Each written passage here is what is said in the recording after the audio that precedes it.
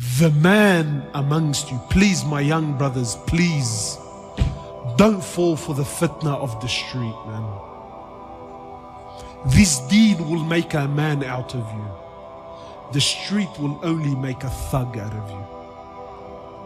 Every single man, Rajal in Arabic, every man is a male. But not every male is a man, and there's a very big difference between the two. He said the Rajal amongst you, the man amongst you, is the one who, when a musibah, when a calamity happens, he can control his anger and his wrath. He can control it. He's patient. This is the man. It's one thing when the brother says to me, listen, I have an addiction and I'm trying to deal with my addiction.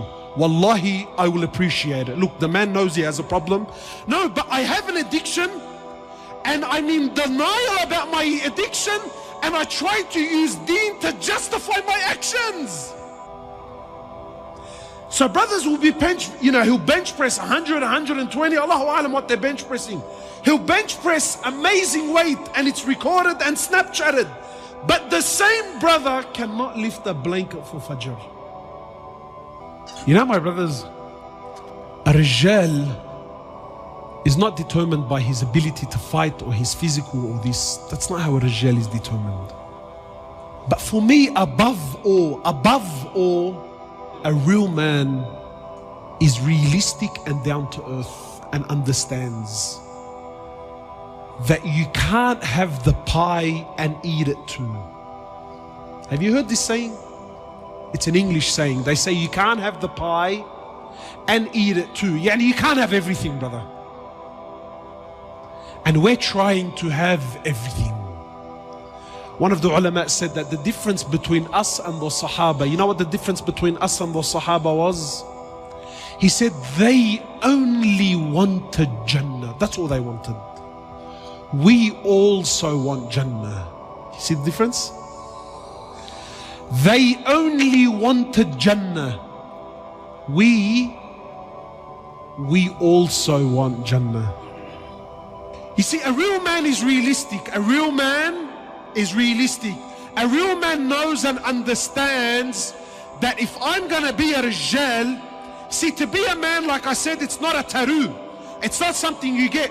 To be a Rijal, these are decisions you have to make. They're sacrifices you have to take. And this is a lifestyle.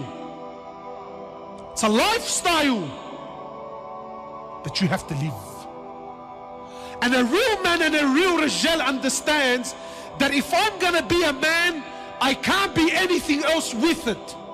It's either a man or something else. Where am I going with this? A real man is realistic. He understands that when I get married, that when I have children, that when I take on a job, that when I give my word, when I make a commitment, there are sacrifices that have to be made. You see, today we're not men, we're boys. We're little boys that are stuck in big bodies. That's what we are, my brothers. Wallahi, forgive me. But if we're going to be honest here tonight, we are little boys that are stuck in big bodies. We like to think we're men. We like to think we're men. But when you go by the criteria of Allah and His Prophet, we're very far from it. And here's exactly what I'm saying about being realistic. We love the idea of being with a woman. Who doesn't like the idea? We love women, but no one loves to be married. The commitments of being married, the sacrifices of being married, the challenges and the difficulties of being married is something a real man, a Rijal, knows and understands. But we don't. We're boys. We love women, but no one wants to be married. And understands that in marriage, it's not all rainbows and lollipops.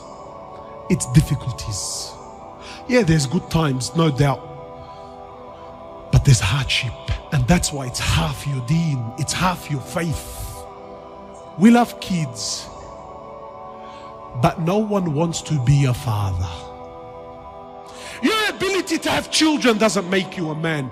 Your ability to raise those children, your ability to father those children, that's what makes you a man, bro. We love money, but no one wants to. No one wants to work, bro. That's why drug dealing and being a runner is so appealing to the young boy. Everyone loves Allah, but no one wants deen. Brother, how can you love Allah but not have deen?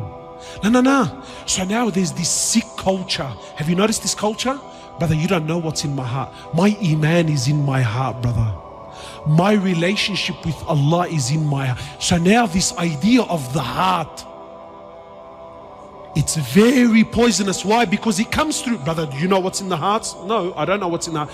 But really he's hiding his hypocrisy with this. Everyone claims they love the Prophet, but no one wants his sunnah. We love Jannah, but no one wants to die. Tell me, my brothers, is this the quality of a man? No, it's not the quality of a man. A man is realistic. A man is realistic. A man is honorable. You know what this ummah is suffering from, my brothers? Trust me, it's not knowledge. The alam is ocean, books, apps. Wallahi, jump on YouTube. Knowledge is there, it's abundant. What is this ummah suffering from more than anything? The biggest disease, the biggest sickness of the Muslims, the biggest calamity in the ummah. Do you know what it really is? There's no men. And you know who suffers the most when there's no men? Women and children. When there's no rijal, who suffers? You know, in English they say, when the cat's away, guess who come to play? When there's no rijal, when there's no men, when the cat's away, who comes to play? The rats and the mice. No men, rats and mice. Look at our societies. When man comes together, the world comes together.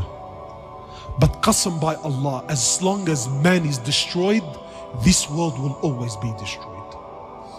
We need to restore men. This ummah is suffering from a lack of men, my brothers. Ask yourself tonight, are you a rijal or are you a dhakar? Are you a man or are you a male? We ask Allah subhanahu wa ta'ala to make us men. Men whom He's pleased with. Men whom revive this ummah.